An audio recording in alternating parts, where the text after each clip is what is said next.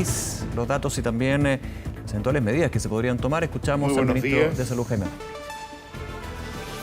Es evidente que nos hemos estabilizado desde hace algunos días en un número de nuevos contagiados de alrededor de 4.000 nuevos casos por día comprobados con examen de PCR. Este número sin duda es bastante alto y tenemos que reconocer que produce una exigencia sobre nuestro sistema sanitario muy fuerte, porque al menos en lo que ha ocurrido hasta acá históricamente, el 15% de estos 4.000 casos nuevos diarios va a requerir hospitalizarse. Estamos hablando entonces de aproximadamente 60 casos nuevos que requieren hospitalización diariamente, y a pesar que tenemos una letalidad muy baja, hay que reconocer que este número de casos nuevos, recurriendo a lo que nos ha pasado hasta ahora, se traduce en que el número esperable de fallecidos todos los días, cuesta mucho hablar de fallecidos en números, pero estamos hablando de aproximadamente 40 nuevos fallecidos por día. Esto ha puesto una exigencia sobre nuestro sistema sanitario sin precedentes, que ha obligado a transformarlo en un sistema único de atención de salud. Hoy día, por ejemplo, la ocupación de las camas de intensivo en los hospitales privados es mayor que en los hospitales públicos, teniendo en cuenta que estamos haciendo esfuerzos muy importantes porque tanto en el sector público como en el privado aumente la oferta de camas y respiradores. Es así como hemos asumido un nuevo compromiso, y es que si antes contemplábamos llegar a 4.300 camas con ventilación mecánica a fines de junio, ese compromiso hoy día ha subido a 4.859 camas con ventilador. Estamos hablando de 550 unidades más, 550 respiradores más que están llegando a nuestro país.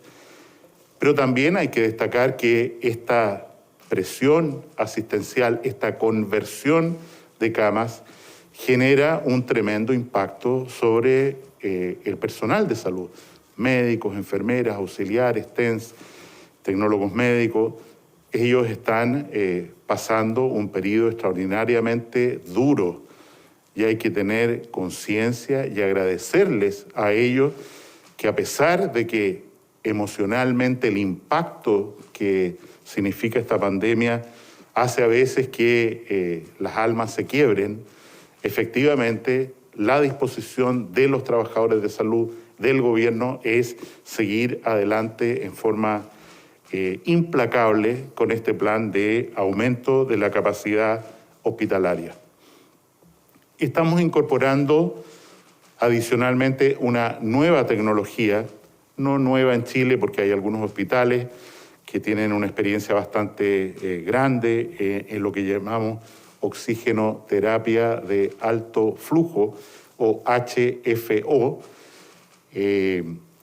Tenemos en este momento 240 de estos respiradores no invasivos dispuestos ya en todo Chile, y este fin de semana llegan 400 más que permiten a personas que no están en extrema gravedad ventilarlos o usar un modelo de respiración menos invasivo y que permite, ¿no es cierto?, evitar las complicaciones de la ventilación mecánica típicamente invasiva. Y estamos hablando de que fuera de las camas y los respiradores que mencioné, vamos a llevar por lo menos, porque cada día aumentan más, a 4.859. Tenemos entonces 640 pacientes o cupos para pacientes que pueden ser apoyados a través de este mecanismo. Siempre en el compromiso de que cualquiera sea la distribución de los pacientes, no podemos prever dónde van a presentarse los nuevos casos. Tenemos un soporte que mantiene un stock, una reserva disponible de camas con ventilación mecánica no inferior a 300 camas todos los días. Y agradecemos entonces el esfuerzo que siguen haciendo las instituciones de las Fuerzas Armadas, Carabineros, clínicas privadas, de acoger el llamado, el apelativo del Ministerio de Salud para aumentar su capacidad, como ocurre todos los días. Ayer, sin ir más lejos, se aumentó en 70 la capacidad de la red. El segundo instrumento fundamental de esta pandemia, que tenemos que reconocerlo por los datos que ya hemos comentado, el pequeño número de personas que se infecta o cursa en forma asintomática, pero queda con defensas para protegerse de una posible infección. Lo que hoy día podemos decir con alguna mayor claridad es que esa inmunidad de grupo, colectiva, de rebaño, es escasa. Este virus produce una escasa, en nuestro conocimiento de hoy, una escasa inmunidad colectiva, y eso significa que tenemos que prepararnos, que lugares donde ha pasado una ola pueden aparecer otras, como ya está ocurriendo en el mundo. Y eso llama al fortalecimiento del segundo elemento crucial de nuestra estrategia sanitaria, dado la realidad epidemiológica, dado el nuevo conocimiento. Y es que, como lo ha sugerido también incansablemente el comité de expertos que nos ayuda, complementemos esta estrategia de cuarentenas generales con estrategias muy específicas de testear y aislar en residencias sanitarias a personas que son caso comprobado y a sus contactos estrechos. Y de hecho, estamos aumentando todos los días la capacidad en las distintas regiones, pero sobre todo donde más nos estamos focalizados hoy día, que es la región de Valparaíso, la región metropolitana y la región de O'Higgins, esta estrategia de ir a buscar mediante testeo a los pacientes, a sus contactos y permitirles un aislamiento, una cuarentena efectiva que limite la expansión del virus en lugares que ya han salido de cuarentena o en lugares donde tenemos un cierto aumento de casos, llámese región de Valparaíso, región de O'Higgins, y tenemos que usar enérgicamente esta estrategia de contención para no producir un daño masivo como significa una cuarentena de toda una región, decisión que de todas maneras tiene que esperar hasta los datos de hoy día en la tarde para tomarse mañana. Se ha hecho preguntas respecto a los testeos de PCR. Quiero señalar que mantenemos un stock de 300.000 exámenes y todas las semanas nos llegan reactivos para hacer 70.000 adicionales, y en ese sentido no tenemos preocupación en la línea de que la estrategia de testeo se puede mantener por muchos meses, y estamos generando, como señalé el otro día, un incremento de la capacidad nacional chilena de producir los reactivos para testeo, como ya se hace en el Instituto de Salud Pública, como ya se hace en el laboratorio de la Universidad Católica. Quiero enfatizar el primer punto que señalaba. Cuando hablamos de aumento de la capacidad de los hospitales, hablamos, por supuesto, de una cama, de su equipamiento, de la fuente de oxígeno, de aire comprimido, de electricidad, pero estamos hablando sobre todo de personas que están teniendo un momento muy duro al enfrentarse a una intensidad de trabajo completamente nueva. Y lo único que podemos decir desde acá es que los valoramos a los trabajadores de la salud por el inmenso sacrificio que están haciendo, un sacrificio personal, de compromiso, de energía, también de afectación emocional, pero seguimos apoyando, seguimos buscando, seguimos contratando gente de manera tal de fortalecer nuestra red y dar todo el soporte que necesitan los trabajadores y trabajadoras de la salud para ser los verdaderos héroes de esta pandemia. Tengo que reconocer que la información que obtuvimos ayer, o fue publicada ayer, de la Oficina Nacional de Investigación Económica de Estados Unidos, que hizo una encuesta en 58 países y que señala que Chile es uno de los que menos cumplimiento tiene entre los países, en realidad es el segundo peor, del cumplimiento de las medidas de aislamiento, de lavado de manos, de quedarse en la casa, nos preocupa vivamente. ¿Por qué? Porque lo grafico hoy día. Eso repercute inmediatamente esta falta de responsabilidad de todos con todos, de que sin uno no hay todos, significa que la presión sobre nuestro sistema asistencial, sobre nuestros trabajadores, va a seguir siendo muy intensa.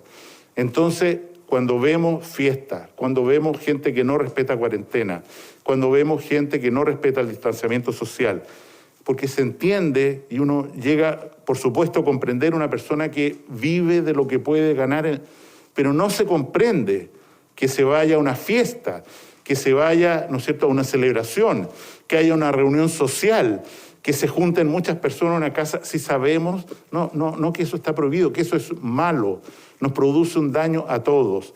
Y es sin esa responsabilidad de cada uno de nosotros que tenemos que entender que esta pelea va a ser mucho más larga, mucho más difícil y va a afectar no solo, como está ocurriendo a los trabajadores de la salud, sino que va a afectar a nuestros vecinos, a nuestros seres queridos. Por favor, un llamado a la corresponsabilidad, que el vecino, la vecina haga algo que no es correcto, tiene repercusión en mí y tengo que llamar la atención también en esta corresponsabilidad de, como una comunidad que somos, de hacer llamar la atención de que eso produce daño, debe ser evitado, debe ser prevenido, porque de lo contrario seguiremos teniendo cifras tan elevadas como las que tenemos hoy en la región metropolitana.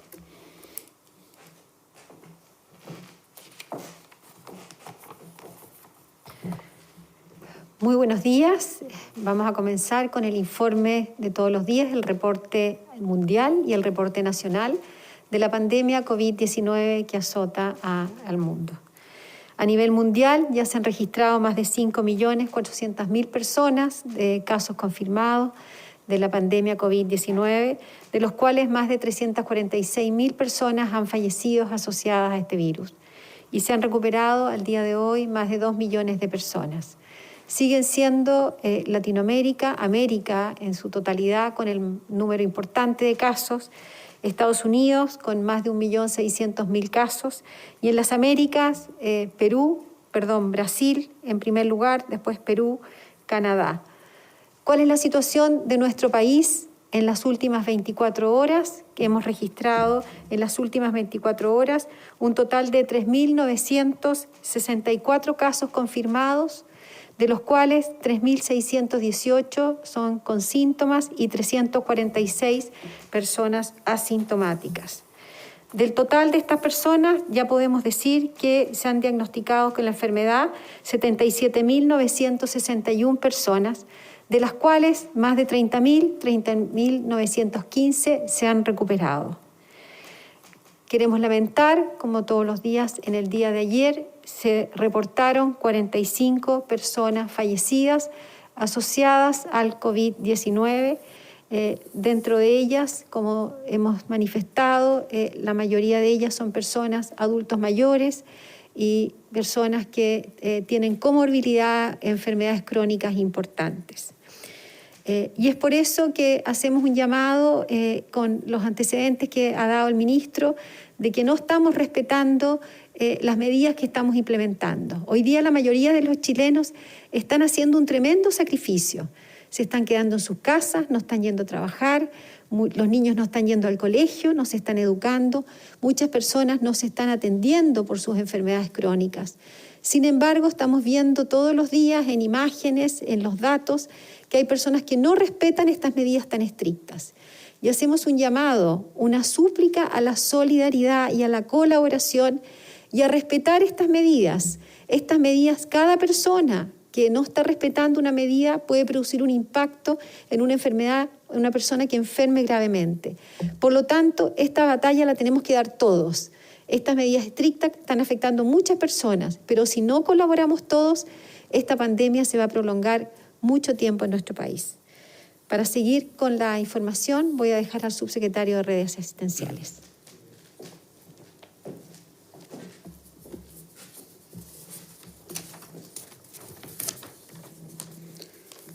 Muy buenos días.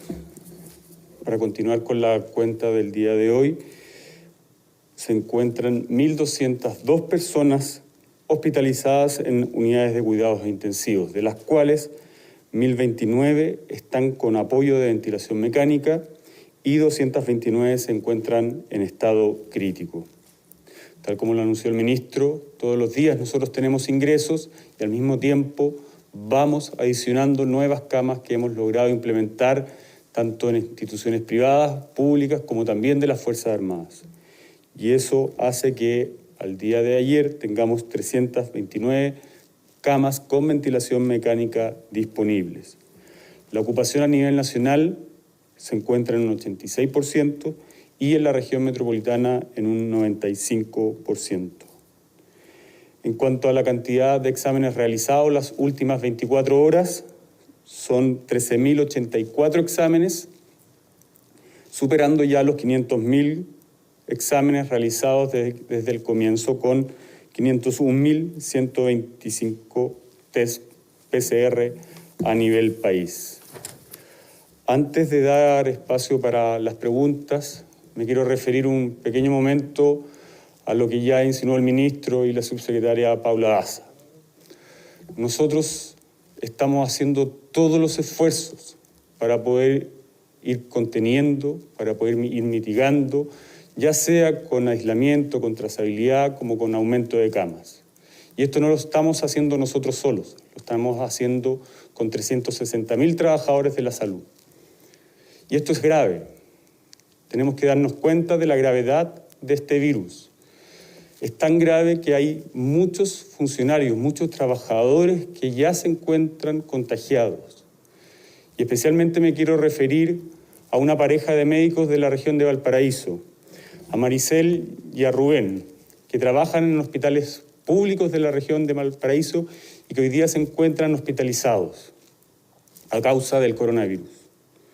Ellos son el rostro vivo de los 360.000 trabajadores de la salud, que están arriesgando su salud, que están arriesgando su vida por la ciudadanía. Y la ciudadanía tiene que entender eso, tiene que entender la gravedad de la situación y por la cual hay 360.000 personas que día a día llegan a su lugar de trabajo para poder cuidarnos. Maricel y Rubén son una pareja típica en el país, una familia típica, de esfuerzo, de sacrificio, de que ignoraron todas las recomendaciones y estuvieron ahí para atender a cada uno de lo que necesitó en estos dos hospitales públicos. Hoy quiero pedirles, quiero rogarles a cada uno de los ciudadanos que volvamos a realizar el aplauso a las 21 horas, que Bomberos toque las sirenas, que se sume Carabineros y que no haya rincón en el país en donde no se escuche el agradecimiento y el ánimo que cada ciudadano tiene que entregarle al personal de salud en estos momentos que son tan difíciles para ellos y para todo el país, en cada uno de los establecimientos. Les pido que más que nunca nos unamos, con amor y con solidaridad. Marisol y Rubén y otras 360.000 personas lo necesitan. Cedo la palabra para poder responder sus preguntas. Buenos días para el ministro Mañalich. La semana pasada conversábamos y le preguntábamos sobre este debate de la última cama y de alguna manera respondían que esperaban que ese momento no llegara y que se estaban tomando las medidas para que eso no ocurriera. Pero ayer la jefa de la UCI del Hospital del Carmen señala que ese momento ya llegó, que ella está eligiendo a la persona precisa para utilizar esa cama. Le quiero preguntar al ministro derechamente si se reconoce que ya llegamos a ese momento, el debate de la última cama ya llegó a nuestro país y cómo se están actualizando o entregando los protocolos a esta situación que podría repetirse en otros hospitales, y que eso ya se están tomando medidas más concretas. Cedo la palabra al ministro. Como decía al principio, para todos los trabajadores de salud este es un momento extraordinariamente difícil y es natural que tengamos quiebres emocionales y tengamos que reponernos y salir adelante. Y respecto a su pregunta concreta, nosotros no hemos llegado al debate de la última cama. Efectivamente puede ocurrir en un hospital determinado que haya una demanda de 2 pacientes, como usted señala en el ejemplo, que requieren una ventilación mecánica y que haya un respirador en la unidad de tratamiento intensivo de ese hospital. Y efectivamente, en conjunto con el médico de urgencia la unidad de tratamiento intensivo, se dice, vamos a usar este respirador para esta persona. La otra persona, ¿qué ocurre con ella? Se intuba en el servicio de urgencia, se conecta a una ventilación manual y se traslada a un lugar donde haya cama y respirador, del cual ya mencionó el señor subsecretario, tenemos una reserva más de 300 en el país.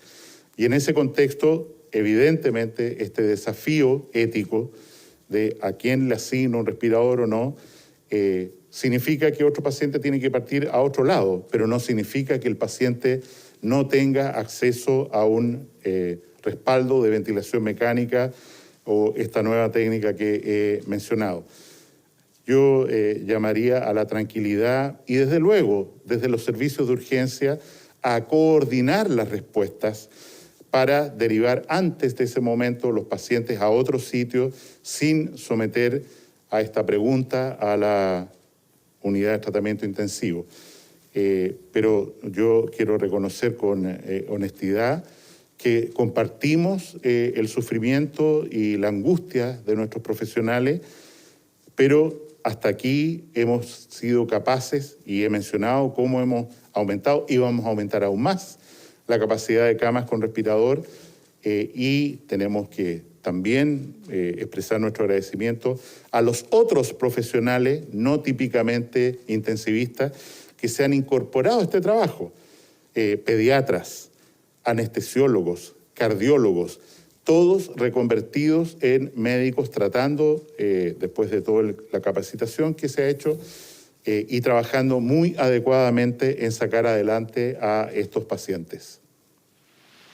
Ministro, ¿pero qué está fallando en esta coordinación? ¿Qué ocurre esto? Que el personal de salud se enfrenta en la práctica a esta disyuntiva, ya se está enfrentando a esto todos los días, pese a que ustedes aquí a diario explican que hay 300 respiradores disponibles. ¿Qué está fallando en esa coordinación? Que uno entiende también está a cargo del subsecretario de redes asistenciales. ¿Cuál está siendo el problema ahí? Y respecto a las camas, usted dice que van a aumentar el número de respiradores. ¿De qué manera se va a conseguir eso? Bueno, como hemos señalado, el que se presente simultáneamente 2, 3 pacientes a un servicio de urgencia en una situación de apremio respiratorio es algo, sobre todo, si no hay, insisto, un cuidado sanitario en la comunidad, vamos a tener aumento de los casos y vamos a tener hospitales que en momentos enfrentan la situación como usted ha mencionado. Desde los servicios de urgencia y desde las jefaturas de servicio, como aclaró ayer por lo demás el director del hospital de Maipú, al cual se hace referencia, se coordina y se debe coordinar estos traslados para que las personas sigan recibiendo el tratamiento que necesitan. Y en ese sentido, a su pregunta, creo que no estamos en una falla, en un déficit de recursos, y a lo mejor, como usted sugiere en su pregunta, debemos mejorar aún más la coordinación, como se hizo, por ejemplo, en el Hospital San José, en el que las ambulancias que llevan pacientes que no corresponden a pacientes graves o a pacientes respiratorios son derivadas a otros sitios precisamente para no tener este atochamiento y estas preguntas a las que usted hace mención cuando se refiere al Hospital de Maipú. Muy buenos días, ministro. Si consideramos que desde el 19 de mayo a la fecha tenemos 1/3 de los contagiados total, ¿ustedes consideran que hay alguna parte de la estrategia que no está funcionando o que no funcionó? No cómo se ha asumido la estrategia por parte de la gente, sino de la estrategia misma. ¿Ha habido ahí algún error o por qué no estaría funcionando? Y lo otro, se entiende perfecto el traslado de los pacientes a algún recinto para poder ser atendido. Sin embargo, hay falta de información a la familia. ¿Hacia dónde van a ser trasladados? ¿Cada cuánto, por ejemplo, se les reporta el estado de esa persona para que las familias tengan la tranquilidad de tener la información adecuada? Respecto a lo primero, creo que en algún sentido hay que decir que colectivamente tenemos una responsabilidad, para decirlo en forma muy nítida y clara, cuál es que las medidas de aislamiento, de falta de limitar la movilidad, de respetar el toque de queda, no están ocurriendo en la medida que deberían. Si uno usa un instrumento de la radicalidad que tiene, al final de cuentas, conculcar derechos de las personas constitucionales, y por un bien común encerrarlas en su domicilio, pedirles que hagan determinadas acciones. Y una parte importante de la población, como mencioné en este estudio norteamericano, no lo hace, no está dispuesta a hacerlo, la demanda por servicios hospitalarios va a seguir subiendo.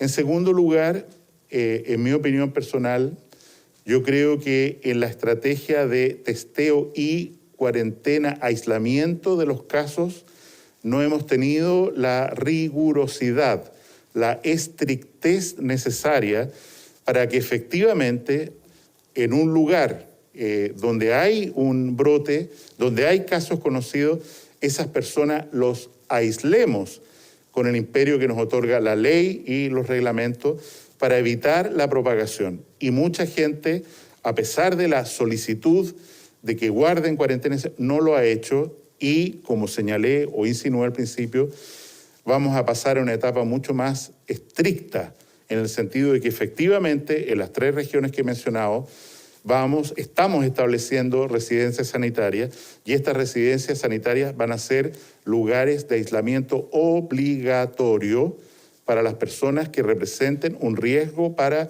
su comunidad. Ministro, y sobre el tema de la información a la familia de aquellos pacientes que son trasladados, ¿cada cuánto se les informa, por ejemplo? ¿Desde un principio se les dice dónde van a estar? No tengo una respuesta nítida para lo que usted pregunta. Uno espera que haya una conversación y que todas las personas estén correctamente informadas. Deduzco de su pregunta de que podría no estar ocurriendo, y voy a revisar el tema, pero no me atrevo, sinceramente, a decir, mire, todo está bien, no se preocupe, porque a lo mejor a través de su pregunta más bien me produce una inquietud de decir, a ver, esto a lo mejor tiene una base y hay que mejorar los protocolos. Ministro, subsecretario, buenos días. Ministro, usted hablaba justamente del Hospital San José, dice que hay ambulancias que llevan a pacientes que son derivados a otros sitios. Justamente tenemos denuncias del San José de esperas de 8 horas en ambulancia. Entonces, ¿cuánto está demorando este traslado de pacientes? ¿Son 8 horas? ¿Es más? Eso habla de un colapso del sistema. Y lo segundo es sobre las licencias médicas. Sabemos que hay licencias de 4 días para quienes están a la espera de sus resultados de PCR. Son casos sospechosos. ¿No deberían ser en este caso las licencias ya de 14 días para evitar el contacto con otras personas en caso que se demore, por ejemplo, el PCR? En relación al Hospital San José, que evidentemente representa una debilidad estructural del sistema de salud en la parte norte de la ciudad de Santiago, porque hay un solo hospital, más el Hospital Clínico de la Universidad de Chile, que está cooperando activamente, por lo demás, en esta campaña, que no da abasto para la demanda de una población que alcanza casi al 1 millón de personas. Y lo que hemos establecido es, primero, que a través del regulador, antes de que la ambulancia llegue al hospital, si el regulador detecta o pregunta, ¿no es cierto?, por qué trae un paciente en una ambulancia, que ese paciente vaya a otro sitio. De hecho, se han instalado ya al menos 1, 2 tal vez, centros de atención de urgencia, incluso casos COVID, en centros de salud familiar de dicha comuna. En segundo lugar, en el patio de ambulancias se está haciendo un triage. Esto quiero decir, usted, ¿por qué está aquí? Estoy aquí porque traigo un paciente que tiene una lesión de tobillo. No tiene sentido que esté acá y que espere 8 horas para... Llévelo a tal lugar, al Hospital Clínico de la Universidad de Chile, a este centro de salud, para que allí le resuelvan su problema. Y en mi opinión, a pesar del aumento de la demanda que hemos tenido, por supuesto, igual que en toda la región metropolitana, también en el área norte que sirve el Hospital San José, este es un tema que está mejorando en relación a la situación que teníamos hace una semana atrás. Ministro, según recomendaciones de la OMS, aseguran que una persona para asearse y combatir el COVID necesita al menos 100 litros de agua. Hay sectores en el país como Petorca, también en Ñuble, que no cuentan con el agua disponible, incluso están en sequía. ¿Qué medidas se está tomando en esa materia y cómo se va a trabajar para poder ayudar a estas personas? En primer lugar, en las regiones, las zonas que usted menciona, afortunadamente, los casos de coronavirus hasta aquí son bastantes casos y donde hubo en Ñuble la situación, como se sabe, ha ido en disminución. La pregunta es difícil y lo que se ha hecho a través de los intendentes y de los municipios es llevar aguas para uso personal, aseo, a lugares que tienen esta carencia provocada por lo que recordamos es la sequía, una de las sequías o la sequía más importante que se registra en la historia y que no parece que vaya a mejorar en el corto plazo. Estamos allí. Termino agradeciendo las preguntas y solicitando a la ciudadanía, a nuestros compatriotas, que perseveren en el esfuerzo y perseveren pensando no en una imagen de un virus, una cosa un poco abstracta. Háganlo pensando en la doctora, el doctor que está sufriendo, la enfermera que ha dejado a sus hijos al cuidado de otros, si es que puede, para asistir a los enfermos. Esa es la cara visible de las personas que están sufriendo al máximo al tratar de dar asistencia a todo el que necesite, porque ese no es solo el compromiso del gobierno, es el compromiso también de todos los trabajadores de la salud. Y es por eso que yo les ruego, como decía el subsecretario, que hoy día por lo menos, y ojalá todos los días a las 9 de la noche, dirijamos nuestro pensamiento a esas personas, a la persona que hemos visto llorando en televisión, al trabajador que está agotado, que está cansado, que después de 24 horas no ha podido tomar ni un minuto de descanso, porque esa es la realidad de la intensidad del trabajo que tenemos hoy día, no solo en la red pública, en todos los hospitales del país. Y como trabajadores de la salud tenemos que resistir, tenemos que apoyar y tenemos que ser el soporte que permita, ¿no es cierto?, que la inmensa mayoría de los chilenos que se infectan, ojalá tuviéramos menos, pero que se infectan por coronavirus, salgan adelante, como lo reflejan hasta ahora nuestras exitosas cifras de letalidad, o sea, de que cada 100 personas que se enferman, afortunadamente, hasta aquí solo 1 fallece. Muchas gracias. Son 3.964 los casos nuevos de COVID-19 hasta el día de hoy. Con esto ya sumamos 77.961 casos. Hay 30.000 recuperados, dicen las autoridades, pero lamentablemente hay que señalar que en las últimas horas fallecieron 45 personas asociadas justamente a esta enfermedad. La subsecretaria Daza señala, al igual que el día de ayer, que los fallecidos son en su mayoría adultos mayores que además tenían otros tipos de enfermedades. Aún así, son números que preocupan. Hay personas detrás de cada uno de estos pacientes, ya sea fallecidos o contagiados de COVID-19. De hecho, el ministro al inicio de este balance habló de una estabilización en torno a ¿qué? A unos 4.000 casos diarios y en torno a 40 fallecidos diariamente. Por supuesto, son balances que van preocupando respecto a cómo va a ir respondiendo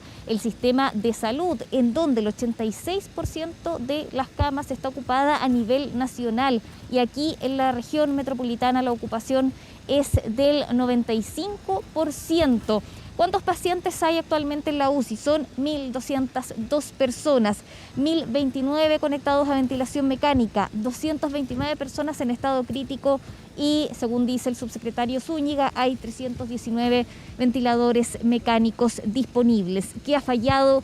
¿Por qué esta alza en los contagios a pesar de las cuarentenas? El ministro Mañalich lo que señala es que no se estaría cumpliendo a cabalidad con las cuarentenas, el distanciamiento social, y se ha hecho un fuerte llamado a la ciudadanía, además de apoyar al personal médico con el autocuidado para evitar más contagios y además el llamado para que a las 9 de la noche hoy exista un aplauso de apoyo a todos los trabajadores y trabajadoras del área de la salud que están pasando por un momento crítico de trabajo en este apoyo que hay a los pacientes de COVID-19. Valentina, de hecho apuntaba el ministro a una falta de rigurosidad con respecto a las medidas y adelantaba que eventualmente, y acentuó el eventualmente, la situación, por ejemplo, de traslado de personas que han tenido contacto estrecho con contagiados por COVID-19, que se les recomienda ir a una residencia sanitaria, es voluntario, dice que eventualmente podría cambiar, por ejemplo, esa medida de que el traslado a residencias sanitarias de cualquier tipo pudiera ser obligatoria justamente para ir extremando las medidas que se están aplicando actualmente. Claro, desde el Consejo Asesor se ha recomendado esto, el uso de las residencias sanitarias. ¿Esto por qué? Para evitar que un contagiado lleve la enfermedad a otros integrantes de su casa. Desde el Consejo Asesor se ha explicado esto mismo, que en Santiago, específicamente en la región metropolitana, se ha dado que el COVID-19 está en zonas muy populosas, entonces se contagia una persona en una casa donde viven muchas otras personas y por eso se reitera la necesidad de ocupar estas residencias sanitarias para aislar a quienes se han contagiado y así evitar a que lleve la enfermedad a otros integrantes de su hogar. Perfecto, Vale, muchísimas gracias por la información. Ya estamos muy atentos a cualquier novedad ahí en el Palacio de la Moneda durante los próximos minutos. Que esté muy bien, un abrazo. Un abrazo, estamos en contacto. Nos vemos, chao. Y vamos a ahondar, por supuesto, en estos datos, en la información, en esta estabilización de las cifras que decía el ministro, que es una estabilización